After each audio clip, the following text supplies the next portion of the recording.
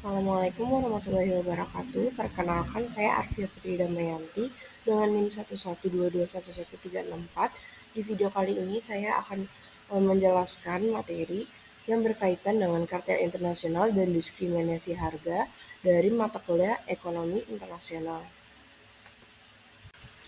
Langsung saja, di sini ada materi pertama yaitu kartel internasional. Jadi, kartel internasional merupakan bentuk kerjasama antar produsen dari berbagai negara yang bertujuan mengontrol pasar internasional melalui pengaturan harga, jumlah produksi, atau distributor komoditas tertentu. Di sini juga dijelaskan tujuan kartel internasional. Yang pertama ada menghindari persaingan yang merugikan atau price war. Yang kedua menstabilkan harga pasar global. Yang ketiga menjaga profitabilitas produsen. Dan yang terakhir mengatur suplai dan permintaan global. Selanjutnya di sini ada contoh kartel internasional. Yang pertama itu ada contoh yang paling terkenal yaitu OPEC atau Organization of the Petroleum Exporting Countries. Jadi ini merupakan organisasi negara-negara penghasil minyak yang bekerja sama menentukan kuota produksi untuk menjaga harga minyak dunia tetap stabil. Dan yang kedua itu ada CPEC atau Intergovernmental Council of Copper Exporting Countries. Jadi ini organisasi yang mengatur produksi dan ekspor tembaga antar negara anggota, meskipun kurang efektif dibandingkan dengan OPEC. Selanjutnya di sini terdapat dampak dari kartel internasional. Ada dua dampak, yaitu dampak positif dan dampak negatifnya. Yang pertama, dampak positifnya itu ada stabilitas harga global. Yang kedua, pendapatan negara produser stabil. Yang ketiga, mendorong kerjasama ekonomi. Yang keempat itu menghindari overproduksi. Dan selanjutnya itu ada dampak negatifnya. Yang pertama, harga cenderung lebih tinggi dari harga kompetitif.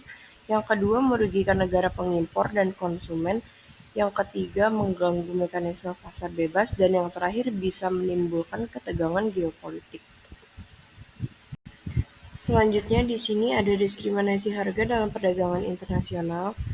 Di sini diskriminasi harga dijelaskan merupakan sebagai strategi menjual produk yang sama dengan harga berbeda kepada pasar yang berbeda tanpa adanya perbedaan biaya produksi. Dalam perdagangan internasional, diskriminasi harga juga dikenal sebagai dumping, terutama jika negara mengekspor barang lebih murah daripada harga dalam negerinya. Selanjutnya ada syarat terjadinya diskriminasi harga internasional. Yang pertama itu pasar harus tersegmentasi, dan yang kedua persentase dumping, dan yang terakhir itu sporadik dumping. Selanjutnya di sini ada jenis-jenis diskriminasi harga. Yang pertama itu ada derajat pertama atau first degree. Di sini terjadi perusahaan mematok harga setinggi-tingginya dan sulit terjadi di pasar internasional karena informasinya terbatas. Contohnya itu ada kegiatan lelang. Dan yang kedua ada derajat kedua atau second degree. Di sini terjadi harga berbeda tergantung jumlah pembelian atau pilihan produk. Contohnya itu diskon pembelian grosir. Yang ketiga ada derajat ketiga atau third degree. Di sini harga berbeda berdasarkan segmen pasar atau elastisitas permintaan. Contohnya itu harga obat di negara maju dengan di negara berkembang itu berbeda. Terus ada harga tiket bioskop dan tiket anak-anak itu yang berbeda sesuai dengan segmen pasarnya. Di sini juga ada dampak diskriminasi harga skala internasional. Dampak positif yang pertama itu bisa meningkatkan keuntungan ekspor. Yang kedua, efisiensi distribusi produk global. Yang ketiga, membantu negara berkembang akses barang murah. Dan yang terakhir, merangsang permintaan pasar tertentu. Dampak negatif yang pertama itu ada merusak industri dalam negeri negara pengimpor. Yang kedua, memicu proteksionisme dan perang dagang. Yang ketiga itu menyebabkan distorsi pasar. Dan yang terakhir itu bisa dianggap sebagai praktik tidak adil oleh WTO atau World Trade Organization. Di sini terakhir ada kesimpulan dari materi. Kartel internasional dan diskriminasi harga adalah dua bentuk strategi ekonomi yang bisa memengaruhi arus perdagangan dan stabilitas pasar internasional.